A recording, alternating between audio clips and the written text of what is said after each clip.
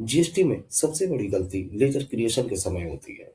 Company और GST setup दोनों सही होने के बावजूद अगर लेजर गलत बना तो जीएसटी का सारा कैलकुलेशन और रिपोर्ट दोनों गलत हो जाती है। इस वीडियो में हम 5 सबसे important ledger step by step सही और प्रैक्टिकल तरीके से बनाना सीखेंगे। पहला, सेल्स लेजर। दूसरा, परचेज लेजर। तीसरा, पार्टी लेजर। और चौथा और पांचवा सीजीएसटी और एसजीएसटी का लेजर बनाएंगे। सबसे पहले सेल्स का लेजर बनाएंगे। Gateway of Tally ledger create. उसके बाद नेम दे देंगे sales at the rate of 18%, क्योंकि हमारे वहाँ का जो बिजनेस का टैक्स है वो 18% लगता है। उसके बाद अंडर में purchase account, sales account sorry. उसके बाद बाकी चीज़ों को नॉट एप्लीकेबल कर देंगे और जीएसटी की डिटेल में 18% का टैक्सेबल इनकम दिखलाकर उसे एक्सेप्ट करा देंगे। अब इसी तरीके से परचेज का भी लेजर बना लेंगे।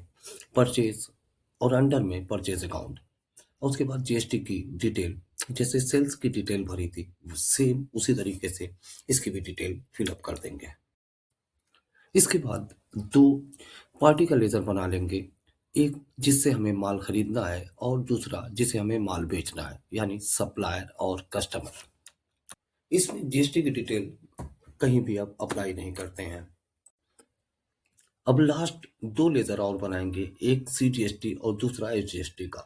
CGST under duty and taxes और एसजीएसटी को भी under duty and taxes.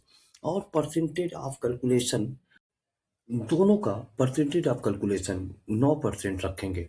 CGST का 9% और एसजीएसटी का, क्योंकि हमने जो परचेज और सेल्स का लेजर बनाया है उसको 18% के अंडर में बनाया है और अंडर स्टेट अगर टैक्स लगता है तो 9% दोनों में सीजीएसटी और एसजीएसटी में डिवाइड हो जाता है।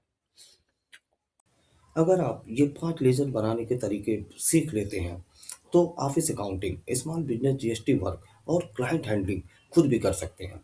इसलिए कहा जाता है कि लेजर क्रिएशन जीएसटी सीखने का कोर पार्ट है। नेक्स्ट वीडियो में हम जीएसटी के साथ स्टॉक ग्रुप और स्टॉक आइटम सीखेंगे लाइव एग्जाम्पल के साथ। अगर वीडियो यूजफुल लगे तो लाइक और सब्सक्राइब करें और शेयर करना बिल्कुल ना भूलें।